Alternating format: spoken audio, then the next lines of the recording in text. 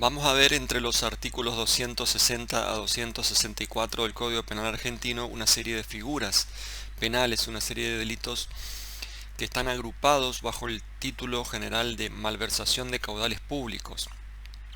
En este caso se trata de proteger el cumplimiento regular de las actividades patrimoniales del Estado, es decir, el regular cumplimiento de las obligaciones que tiene el Estado en el pago de determinados servicios, prestaciones, trabajos. No se protege la propiedad de los bienes del Estado.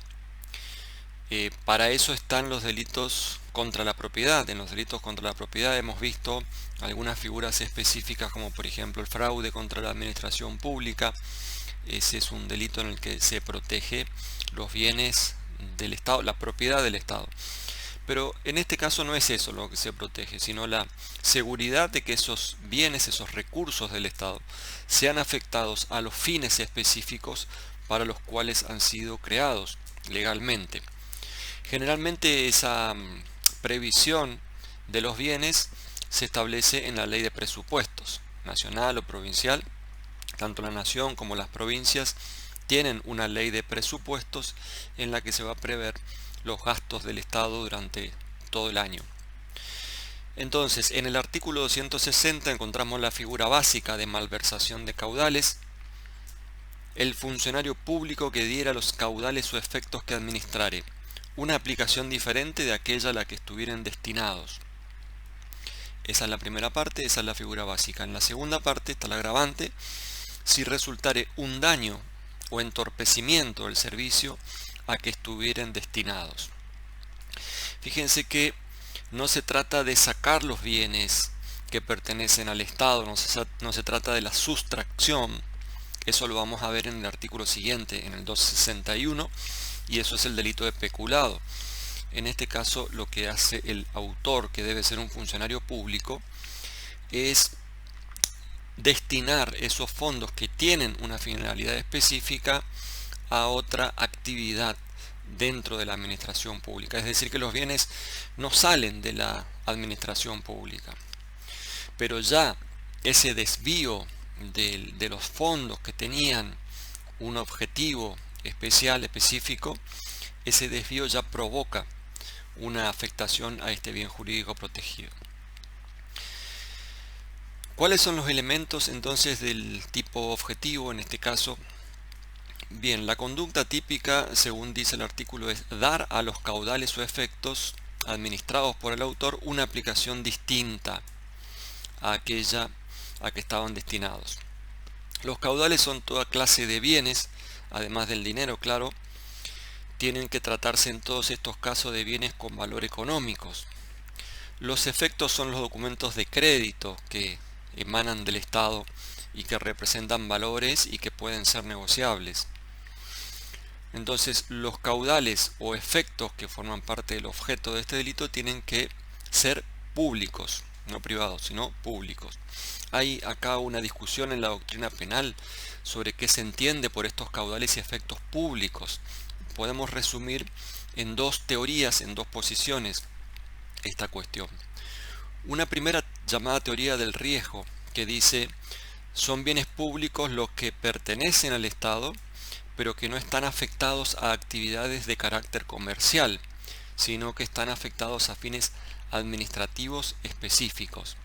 Es decir, hay bienes públicos que pertenecen al Estado y que a veces efectivamente están destinados a una actividad comercial, como por ejemplo los bancos del Estado o determinadas empresas del Estado. Pensemos en distintos momentos, pero empresas de energía de las provincias o yacimientos petrolíferos fiscales, YPF. Pensemos como bienes públicos que pertenecen al Estado pero que no estén afectados a esas actividades comerciales.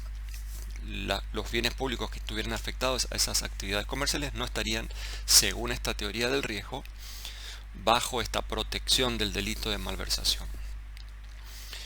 De ser así, sostenía Soler, el empleado de YPF que por ejemplo esté dando 2 litros de nafta a un amigo estaría cometiendo malversación y no hurto. con ese ejemplo trataba de explicar a qué se hacía referencia con esta teoría del riesgo. La otra teoría es la llamada teoría de la pertenencia, según la cual son bienes públicos todos los que pertenezcan al Estado. Entonces, en este caso se protege simplemente la seguridad de que se cumpla con los fines administrativos.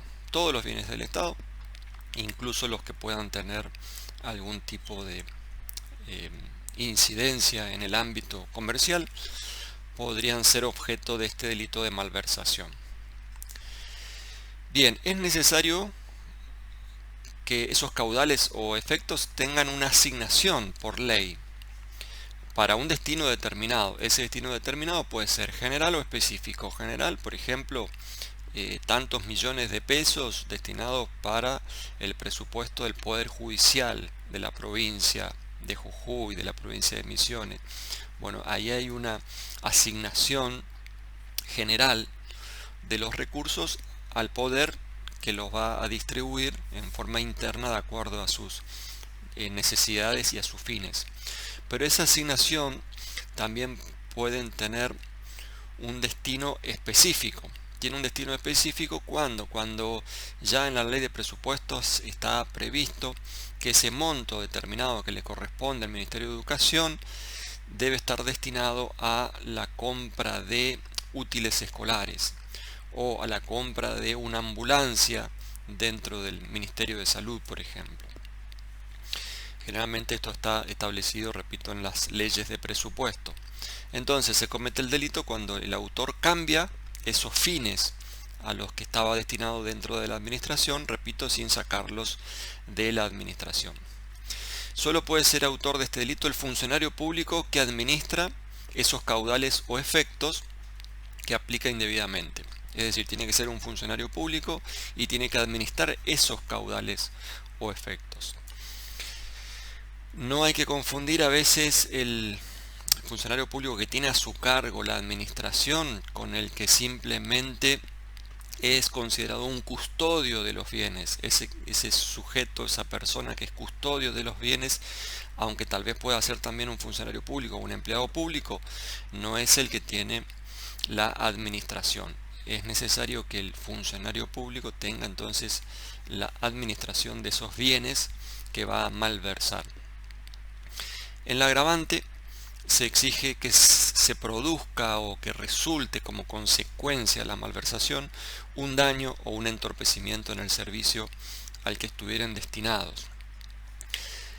Ese entorpecimiento es simplemente la alteración de la correcta prestación de un servicio, por ejemplo, la tardanza, la demora en la prestación de los organismos de salud pública, por ejemplo, ya podría ser un entorpecimiento. Son delitos dolosos tanto en la figura básica como en la agravante.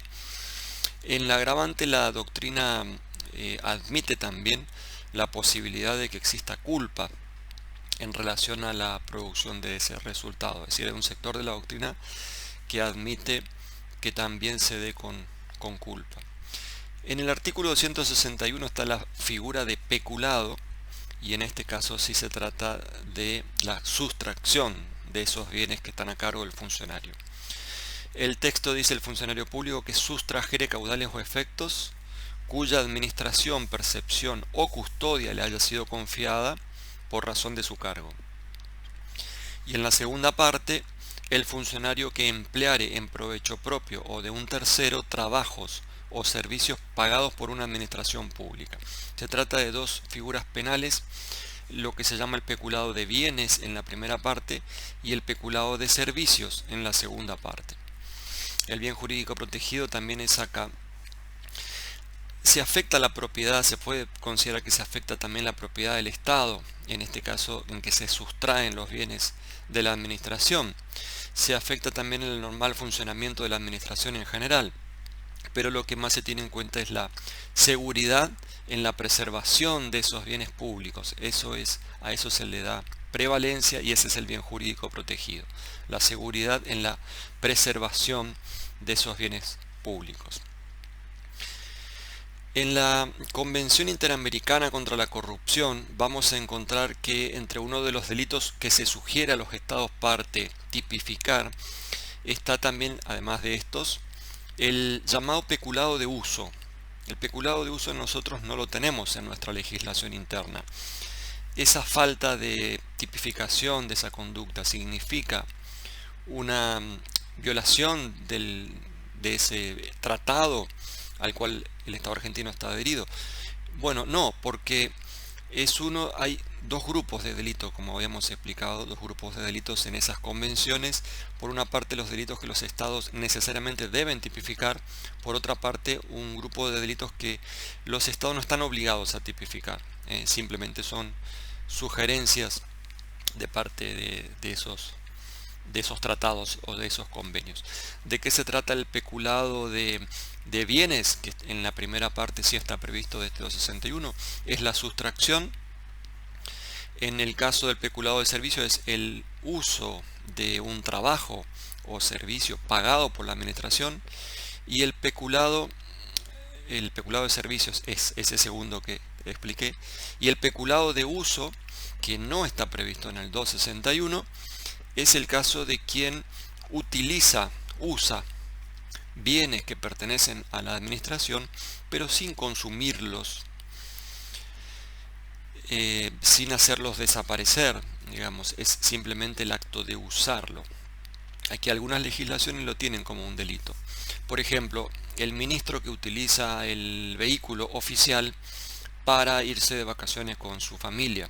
Ese sería el caso de el peculado de uso. Eso no es delito, excepto que consideremos que el uso del combustible, por ejemplo, si fuera combustible que pertenece a la administración, ahí sí habría un peculado de bienes, pero no por el uso del auto en sí o de cualquier otro bien, sino por el consumo de ese bien que pertenece al Estado. Sería, además del peculado de uso por el auto, el peculado de bienes en relación al combustible consumido, digamos.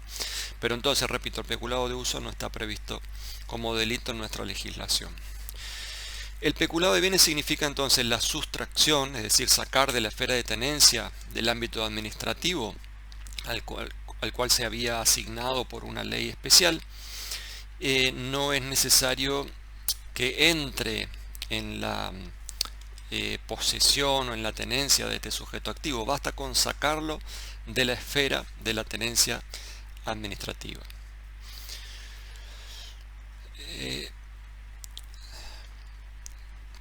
Si un funcionario sustrae bienes que custodia o que administra otro funcionario, ahí hay que tener cuidado, no habría un delito de peculado, porque en ese caso los bienes no están a cargo de este funcionario que está realizando la sustracción. El delito exige que esos bienes que se sustraen estén a cargo del funcionario. Por eso, en gran medida, este delito consiste en una violación a la confianza hacia el funcionario. Puede ser otro delito en ese ejemplo, pero no será el delito de peculado. Es necesario que se trate de un funcionario público que sustrae bienes que están a cargo de su administración. Los objetos del delito, según habla el artículo, son caudales o efectos cuya administración, percepción o custodia le ha sido confiada al funcionario y además por razón de su cargo. El delito está consumado aunque después el autor devuelva el valor sustraído, ya se consuma con esa quita o sustracción de la esfera de custodia administrativa. Es un delito doloso. El autor tiene que saber que esos bienes pertenecen a la administración y los está sustrayendo. En el segundo párrafo, entonces, el delito de peculado de trabajos o servicios. Este delito no estaba en el Código Penal original, fue agregado por una ley que fue la ley 16.648. La conducta típica en este caso es emplear el trabajo o servicio en provecho propio o de un tercero. Es decir, el autor tiene que ser un funcionario público que utiliza ese trabajo o servicio para un destino diferente al que está previsto en la organización de la administración y para el cual la administración paga, siempre y cuando se lo utilice para un uso fuera de la administración. Porque si se tratara, por ejemplo, de un empleado judicial que cumple funciones en el juzgado número 1 y el la autoridad competente lo hace trabajar en el juzgado número 2 en iguales condiciones, no estaría cometiendo este delito, obviamente. En ese caso, ese trabajo está dentro de la administración, pagado por la administración. Los trabajos o servicios que se comprenden en este artículo 261 segunda parte son los trabajos físicos o los trabajos intelectuales contratados por la administración. Trabajo físico sería el trabajo del barrendero municipal, por ejemplo, pero también sería o el chofer del ministro, si el ministro utiliza ese chofer para que pasee a su familia, por ejemplo, o para que lleve a un amigo de viaje, ¿no? Pero también estarían incluidos acá los trabajos intelectuales, por ejemplo, el caso de un juez o cualquier funcionario público que utilice a un secretario con capacidades intelectuales suficientes para que le redacte un libro que está escribiendo supuestamente este funcionario. Entonces usa a ese secretario en los horarios de trabajo para que le ayude o avance con el libro que él pretende publicar. Libro o un trabajo que tenga que entregar para un posgrado, por ejemplo. Bien, no importa que no se produzca una ventaja económica para el sujeto activo. Imaginemos el caso en que ese juez que le encargó al secretario que le haga el libro dentro del horario de trabajo, además le esté pagando él particularmente. Bueno, eso es irrelevante a los fines del tipo penal. Igual se considera que existe el tipo penal porque se está utilizando a una persona pagada por la administración para hacer un trabajo distinto al que debe realizar dentro de la estructura de la administración. En el artículo 262 del Código Penal está la figura llamada de malversación culposa. Malversación culposa, aunque en realidad debería llamarse peculado culposo porque la referencia es al artículo 261 y en el 261 está el peculado, no la malversación propiamente dicha. Pero por razones históricas tradicionales se le sigue llamando malversación culposa. En este caso, el funcionario público que por imprudencia o negligencia o por inobservancia de los reglamentos o deberes a su cargo, fórmula típica de la culpa, ¿no?, diere ocasión a que se efectuare por otra persona la sustracción de caudales o efectos de que se trata en el artículo anterior. Fíjense que hace referencia al peculado, al 261. Bien, no se trata de la comisión de esa malversación o del peculado con imprudencia, o sea, no se trata de la sustracción de caudales o sustracción de efectos con culpa del funcionario, sino que se trata de una conducta culposa, que puede ser imprudente o negligente, como dice, que da ocasión a que otro efectúe la sustracción dolosa de caudales o efectos. Entonces, esa conducta imprudente del funcionario lo que va a provocar o dar ocasión es a que otro aproveche la situación para que con dolo sustraiga esa cosa. Esa sustracción del otro no necesariamente tiene que ser a su vez un delito de peculado, porque podría tratarse de una persona, ese que sustrae dolosamente la cosa, que tal vez ni siquiera sea funcionario público, podría ser un hurto, una estafa de su parte. Entonces no es necesario, para que se configure la tipicidad de este funcionario que actuó por imprudencia, no es necesario que aquel otro cometa el delito de malversación o de peculado, pero sí es necesario que esa sustracción del otro sea dolosa y que la conducta de este funcionario sea imprudente, porque si hubiera algún pacto entre los dos, entonces estaríamos hablando de una participación necesaria de parte del funcionario en un delito doloso de aquel otro, que puede ser un delito de hurto, de estafa, o en el caso de que el funcionario público actúe dolosamente utilizando al otro como instrumento que actúa en error de tipo, ahí podríamos hablar de una autoría mediata del delito de peculado. Ahí ya vamos a tener problemas en el ámbito de la autoría, específicamente cuando se presentan estos casos de intraneus y extraneus, con o sin los requisitos del tipo penal. En el artículo 263 está la figura de malversación de bienes equiparados. En realidad no es que se trate de un delito diferente a los anteriores, simplemente se hace una equiparación, una doble equiparación. En primer lugar, se equipara a las personas que se mencionan ahí en ese artículo con los funcionarios, y por otra parte se equipara también a los bienes privados con los bienes públicos. Finalmente, en el artículo 264 tenemos el delito de la demora injustificada de pagos.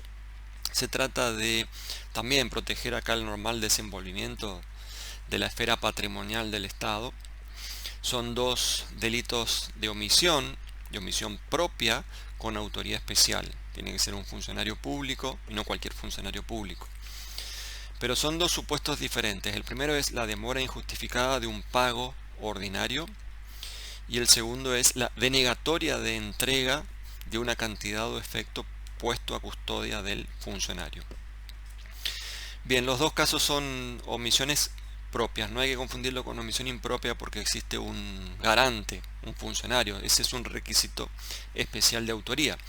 Pero es una omisión propia y no impropia porque no se exige un resultado típico que esté vinculado con la omisión, con la conducta no realizada. Eso es lo que caracteriza la omisión impropia. Si no hay esa exigencia de un resultado típico, entonces, aunque se exija que se trate de un funcionario público garante, igual será una omisión propia, una omisión simple.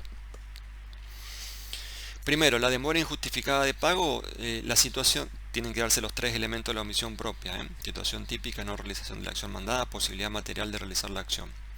En este primer delito, entonces, demora injustificada de pago, la situación típica ya estaría dada por la existencia de un funcionario que debe pagar un pago ordinario o decretado. Pago ordinario es el que se hace habitualmente, mensualmente, los sueldos de los empleados, por ejemplo. O el pago decretado sería un pago especial ordenado por alguna autoridad competente. Es necesario que el sujeto funcionario tenga la posibilidad material de hacer ese pago. Si no tiene el dinero disponible, por ejemplo, si no puede acceder al sistema informático para pagar, entonces no hay delito. Como no hay delito de omisión en ningún caso en que el sujeto no tenga la posibilidad material de realizar la acción debida. Basta con la demora, es decir, que aunque se pague tarde, el delito está consumado. Se agrega en el texto una curiosidad, que esa demora debe ser injustificada. Esto de injustificada es un adelanto de la antijuricidad a nivel de tipicidad y en consecuencia los errores sobre esa supuesta justificación que no existe en el caso sería un error de tipo y no un error de prohibición. En el segundo supuesto, la negativa a entregar bienes, la situación típica sería el requerimiento que hace la autoridad competente a un funcionario público para que entregue una cantidad o efecto depositado o que sea puesto a su custodia. Ese sería el primer elemento. Los objetos son cantidades o efectos, entonces quedan comprendidos acá los bienes materiales. Es necesario que no se realice esta acción debida como segundo elemento de toda omisión, la no realización de la acción mandada, y además es necesario que ese funcionario que omite haya tenido la posibilidad material de realizar esa conducta debida, es decir, que haya tenido también la posibilidad material de entregar esa cantidad o efecto. En los dos casos de este artículo 64 se trata de delitos dolosos, entonces el autor tiene que conocer estos tres elementos: la situación típica, que no realiza la acción mandada y que tiene la posibilidad material de realizar esa acción.